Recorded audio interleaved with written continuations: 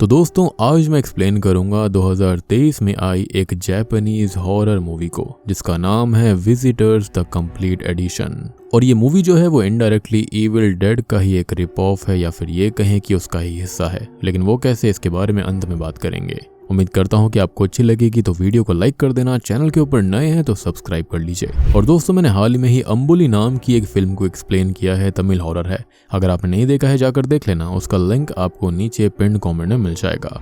तो चलिए अब बिना किसी देरी के चलते हैं सीधा वीडियो की तरफ। तो मूवी शुरू होती है 3 दोस्तों से, जिनका एक दोस्त सोता काफी दिन से अनअवेलेबल है। उसका फोन नहीं लग रहा था, कोई भी अपडेट नहीं था, तो वो अब तीनों ही उसके घर जाते हैं, जहां पर उसका घर काफी वियर्ड हो रखा था और वहां की सारी कांच की विंडो और कांच के दरवाजे पेपर से ढके हुए थे। अब वो लोग दरवाजे पर दस्तक देते हैं, लेकिन काफी समय तक कोई भी रिप्लाई नहीं आता और थोड़ी देर के बाद में वो दूसरे रूम से बाहर आता है और यहाँ पर उनका फ्रेंड थोड़ा सा अजीब दिख रहा था, साथ ही साथ अजीब तरह से बर्ताव कर रहा था। अब वो तीनों अंदर जाते हैं, जहाँ पर पूरा घर उलट पुलट पड़ा हुआ था, सब जगह गंदगी मची हुई थी, सामान यहाँ वहाँ फैला था, जो कि उन तीनों को बहुत अजीब लगता है। लेकिन सोता इन सब चीज को देखकर काफी नॉर्मल था। अब वो उन लोगों के लिए चाय लेने जाता है और वो तीनों यहीं पर बैठ जाते हैं। लेकिन इसी बीच एक दोस्त के पैर में हरे कलर का अजीब सा लिक्विड लग जाता है, जो कि उसे बहुत ही अजीब लगता है और उसे काफी गंदा फील होता है। अब इन दोस्तों में से एक लड़की को कुछ अजीब सी आवाजें आती हैं, कुछ फील होता है,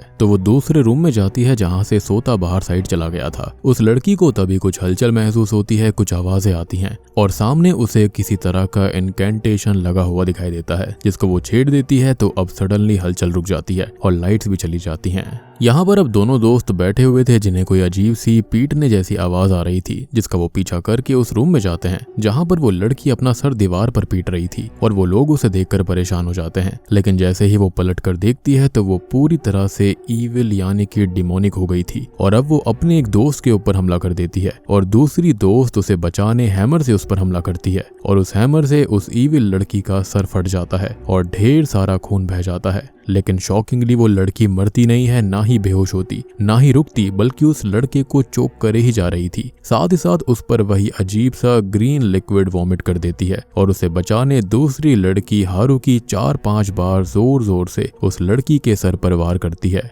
यहाँ पर खून भी लीटर्स में बह रहा था, लेकिन वो फिर भी नहीं रुकती और यहाँ से चाय लेकर सोता निकलता है, जिसे भी कोई फर्क नहीं पड़ता कि यहाँ पर क्या चल रहा है। उल्टा उसे चाय की चिंता थी कि वो ठंडी हो जाएगी। अब तभी हारुकी बाहर आती है और सोता से बात करके पूछती है कि ये सब चल क्या रहा है, लेकिन वो तो चाय में मगन था और वैसे भी वो खुद अजीब हो गया था, तभी तो ये सब हो रहा है। तभी वो ईविल लड़की बाहर आती है, जिसके साथ वो लड़का भी था और वो दोनों ही ईविल हो गए थे, जिनसे बचने हारू की लड़ाई करती है और सोता उसे एक चेन सॉ देता है, जिससे वो उस लड़के को काट देती है, उसके टुकड़े टुकड़े कर देती है और अब उसके मुंह से ढेर सारे कॉकरोचेस बाहर आते हैं और फिर भी वो मरता नहीं है, बल्कि उसके सभी बॉडी पार्ट्स अलग अलग जिंदा रहते हैं। और ये चीज मुझे जॉन कारपेंटर की द थिंग मूवी के क्रीचर की याद दिलाता है और मैंने उन दोनों मूवीज को एक्सप्लेन किया है, आप जाकर देख सकते हैं, उनका लिंक आपको नीचे मिल जाएगा। खैर अब यहाँ पर वो उस ईविल लड़की का सर भी काट देती है, लेकिन यहाँ चीजें बहुत ही अजीब थी, क्योंकि उस लड़की की बॉडी भी जिंदा ही रहती है, साथ ही साथ सर भी जिंदा था, जिसके पैर निकल आते हैं और वो लगातार हंसे जा रही थी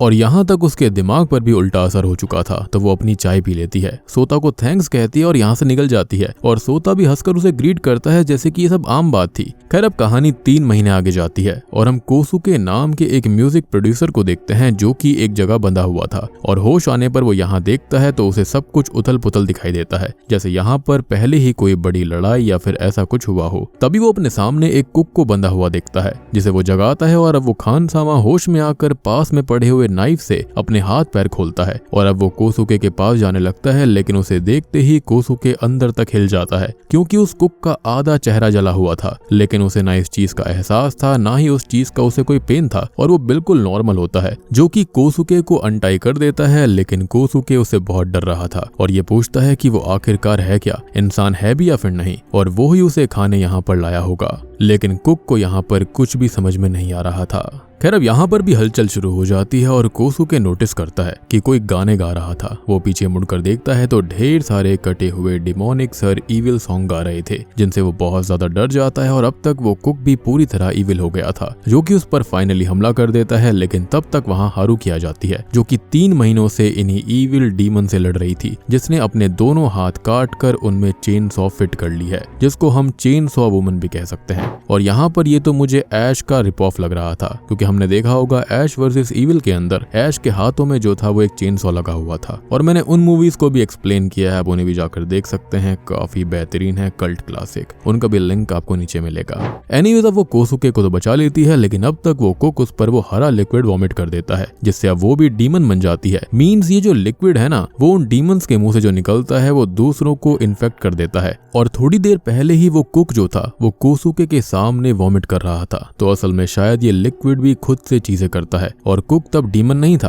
तो वो लिक्विड खुद बाहर आ गया कि सामने खड़े ह्यूमन को वो इन्फेक्ट कर लेगा।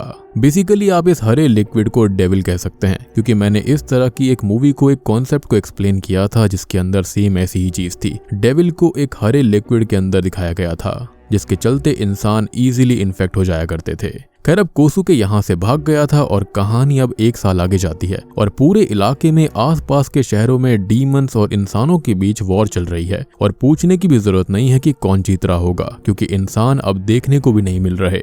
अब कोसुके जो कि अभी तक इंसान है, लेकिन शायद ये डीमंस दिमाग को भी डिमोनिक कर रहे थे, क्योंकि अब कोसुके को डीमन हारुकी मिलती है, जिसके साथ वो सोता वाले घर में जाता है, जहाँ पर ह्यूमन सोता भी अच्छे से रहता है। यानी कि सोता अभी फिलहाल यहाँ पूरी तरह से ईविल नहीं बना था, जिसका रीजन फिलहाल तो बताया नहीं गया। अब हो सकता है कि शायद उसने ही यहाँ पर इन डीमंस को पनाह दी होगी, इसके चलते उसे छोड़ दिया गया और उसने सारी चीजें एक्सेप्ट कर ली होंगी। खैर अब कोसुके भी उनके साथ अच्छे से रहने लगता है और वो लोग दोस्तों की तरह अच्छे से रहते हैं, मस्ती करते हैं, खाते पीते हैं। हालांकि कोसुके को अभी ये लाइफ एक्सेप्ट करने में टाइम लगता। अब डीमंस इंसानों की तरह अपनी डीमन सोसाइटी बना चुके हैं और यहाँ पर 1/4 इंसान खत्म हो चुके हैं और 1/4 इंसानों से डीमंस अपना पेट भर चुके हैं और 1/4 इंसान सर्वाइवल में लगे हैं। एंड टू बी क्लियर, मुझे नहीं लगता कि बचना उनके बस की बात होगी, क्योंकि ऐसा हम आगे देखने वाले हैं। खैर अब ये सब थोड़ा और घूमते हैं, अपना काम करते हैं, इंसानों की तरह ऑर्गेनाइजेशन बना रहे हैं, खेती कर रहे हैं, खाना उगा रहे हैं, इमोशंस को बिल्ड कर रहे हैं। और एक चीज जो हम नोट कर पाते हैं कि हर टाइम के इंसानों के लिए एक म्यूजिक होता है जिससे वो अट्रैक्ट होता है।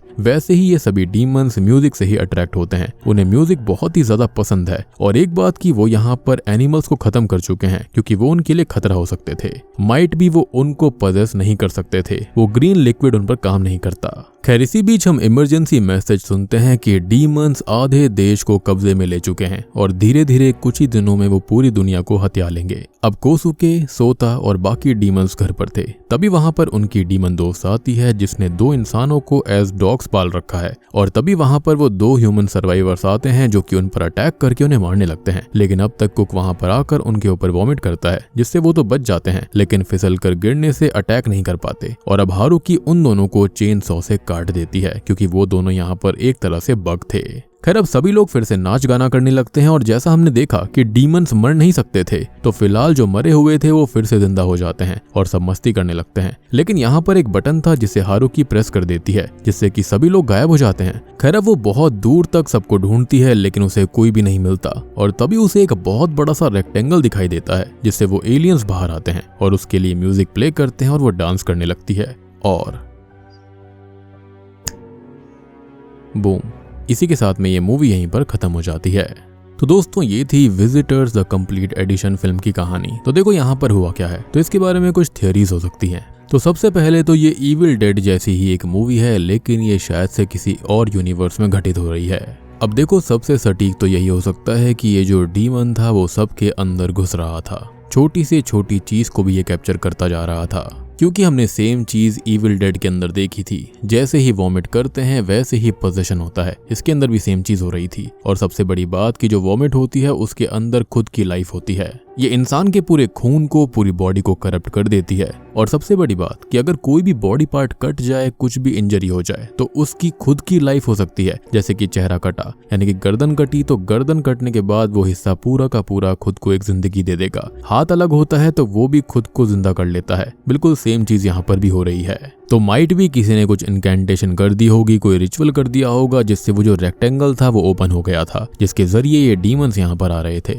या फिर एक और थ्योरी ये कहती है कि ये शायद डीमंस नहीं बल्कि एलियंस हैं जो कि अर्थ को कैप्चर करने आए थे और इसलिए ही मूवी का नाम विजिटर्स पड़ा है, यानी कि बाहर से आने वाले लोग। लेकिन सवाल ये उठता है कि आखिर उन्होंने डीमंस का ही रूप क्यों लिया, सीधा सीधा एलियन के रूप में आते और अर्थ कैप्चर कर लेते। तो इसका जवाब हमारे दिमाग में ही है कि अगर हम कहीं पर भी भूत प्रेत पिशाच को देखें तो उस पर गोली चलाने का ख्याल नहीं आएगा, उसको हम साइंस से जोड़कर नहीं देख पाएंगे। यही चीज उन एलियंस को पता थी कि उन्हें खतरा इंसानों की साइंस से है, तो उन्होंने रूप भी वही लिया जिसके अंदर इंसान साइंस के लिए सोचेंगे ही नहीं। बेसिकली डिकॉय करना आसान रहेगा। और अंत में ये लोग गायब कहाँ हो गए थे, तो मुझे लगता है कि ये दूसरे हिस्सों को कैप्चर करने गए हैं या फिर दूसरी दुनिया को कैप्चर करने के लिए। अब आधी दुनिया तो कैप्चर कर ली, अब यहाँ पर बाकी आधी दुनिया कैप्चर करेंगे। या फिर ये भी हो सकता है कि दूसरे प्लैनेट्स पर जाकर इस चीज को फैलाएंगे। एंड देखो, टू बी फ्रैंक, ये जो मूवी है ना, ये कुछ और नहीं बल्कि इविल डेड का ही एक रिप ऑफ है, या फिर ये कहें कि किसी और दुनिया में ये घटित हो रही है लेकिन बस किसी और हिस्से में। लाइक अभी तक हमने जो कुछ देखा था वो अमेरिका के अंदर देखा था और ये यहाँ पर जापान के अंदर घट रहा था, इसलिए यहाँ पर कॉन्सेप्ट थोड़ा सा अलग दिखाया गया है। बाकी यहाँ पर जो ये ज़ॉम्बी जैसे क्रीचर या डीमंस या एलियंस बनते हैं वो है तो काफी हॉरिफिक, काफी बढ़िया से बनाया गया है। बाकी आप लोग बताना कि आपको ये मूवी कैसी लगी। उम्मीद करता हूँ कि आपको पसंद आई होगी। पसंद आई है तो वीडियो को लाइक कर देना, चैनल के ऊपर नए हैं तो सब्सक्राइब कर लीजिए। तो मैं आप सबको मिलता हूँ अगली वीडियो के साथ में, तब तक के लिए।